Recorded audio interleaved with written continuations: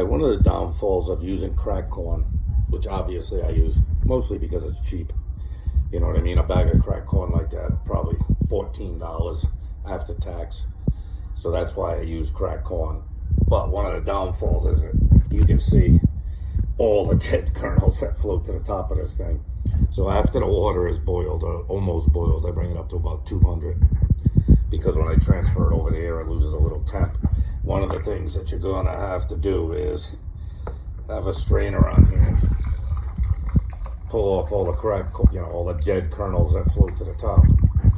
I'm not sure they're gonna impart a lot of flavor, and they sure don't look like they got any starch in them, so ain't no point in keeping them around.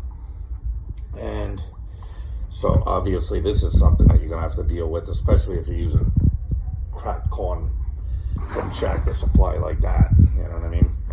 I'm sure you can get cleaner corn, but this works for me. It gives me enough starch. I use so many malted grains that using this kind of cheap cracked corn isn't particularly big deal. I'm not looking for the corn flavor much anyway. Just looking for the starch. But you know, you're gonna have to pull off quite a few strainers. You'll start to see it clean up, but you can see all the kinds of nasty floaters in there, useless garbage that you're not gonna want to put in your final mash. So with that being said, this is one of the things you're gonna have to deal with.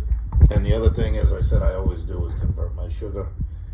In here you can see I've got maybe 2-3 gallons of water and a lot of sugar. And what you do is put in some citric acid, about a tablespoon per gallon of citric acid.